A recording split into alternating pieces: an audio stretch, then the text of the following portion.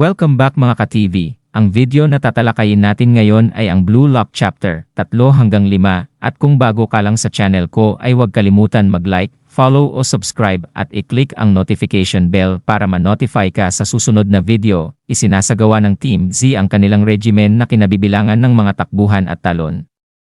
Pagkatapos ng training ay oras na ng pagkain.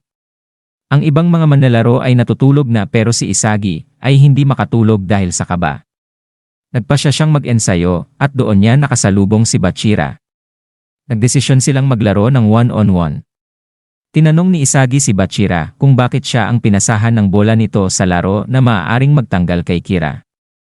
Sinabi ni Bachira na may halimaw sa loob niya na nagsabi na ipasa kay Isagi dahil mayroon din siyang halimaw sa loob. Ikinwento ni Bachira na masaya siyang napunta siya sa Blue Lock dahil nakilala niya si Isagi. Pinatawag ang lahat ng manlalaro ng Team Z sa isang silid para sa anunsyo ng rankings. Mula sa 300 ay umakyat si Igarashi sa rank 275. Si Isagi naman ay mula sa 200 at 79 ay umakyat sa rank 274. Ipinaliwanag ni Ego ang Blue Lock kung saan ito ay hinati sa 5 strata. At may 25 teams mula B hanggang Z na may 5 teams sa bawat stratum na may parehong kondisyon. Pagkatapos ng laro ng tag, 275 na lang ang natirang manlalaro. Inanunsyo na rin ang unang seleksyon. Sa isang lugar sa Japan, ang The Football Journal ay nagsasagawa ng panayam sa biglaang sumikat na manlalaro na si Itoshi Sai, isang 17 taong gulang na midfielder na lubos na nayayamot sa football sa Japan.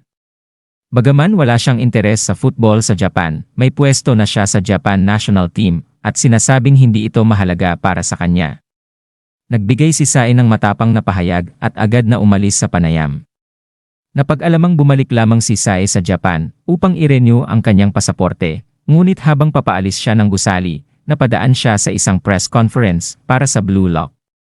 Inulan ng tanong ng mga reporter sina Anri at Hirotoshi tungkol sa pagiging makatotohanan at pagiging maasahan ng Blue Lock. At buong kumpiyansang sumagot si Anri na magtatagumpay ang Blue Lock at tiyak na ayusin ang sirang football ng Japan sa pamamagitan ng paglikha ng isang bayani. Ito ay nagbigay ng interes kay Itoshi Sai, ipinaliwanag ng detalyado ang unang seleksyon. Ito ay magiging isang round-robin tournament sa pagitan ng 5 teams ng 5 TX stratum. At tanging ang top 2 teams lamang ang uusad sa second selection. Isa pang paraan upang makausad ay maging top scorer at pinakadominanteng manlalaro sa iyong team. Ang ranking sa torneo ay batay sa mga puntos na makukuha depende sa resulta ng laro. Ang panalo ay may 3 puntos, ang draw ay 1 puntos, at ang talo ay 0 puntos. Ang dami ng puntos na nawala ay isasama rin sa pag-rank ng mga teams na may parehong puntos.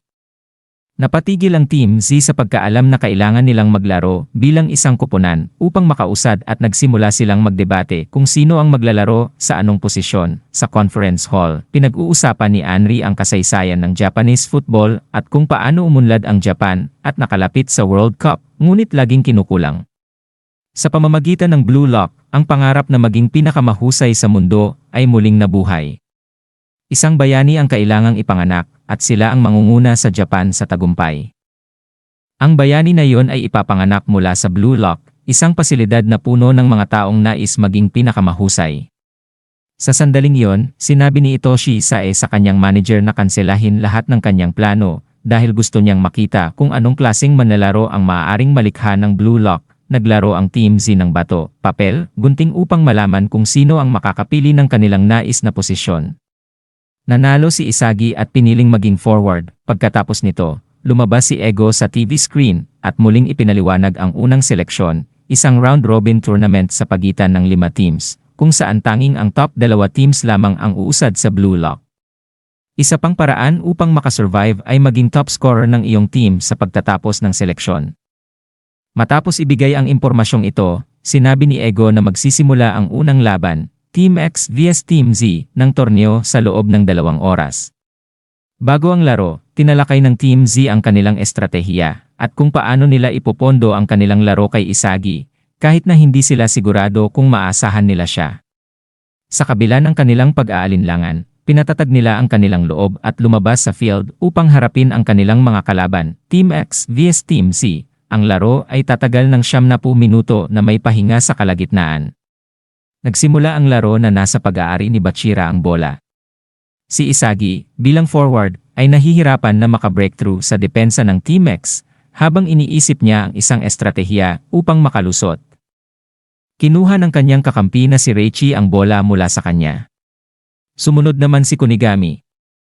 Sinamantala ng Team X ang biglaang kaguluhan at kalituhan ng Team Z upang nakawin ang bola. Gayunpaman, sa ikinagulat ni Isagi, ang mga manlalaro ng Team X ay hindi rin isinaalang-alang ang team play. Ang lahat ng manlalaro ay nagsimulang maglaro para sa kanilang sarili.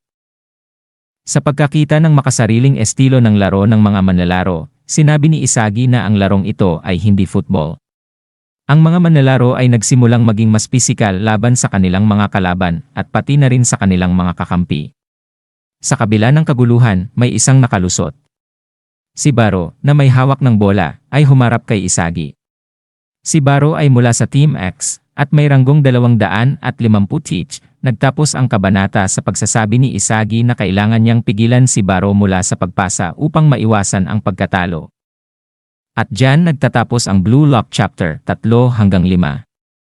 Muli kung bago ka lang sa channel ko ay huwag kalimutan mag-like, subscribe o follow at i-click ang notification bell para ma-notify ka sa susunod na video. Hanggang sa susunod na video, paalam.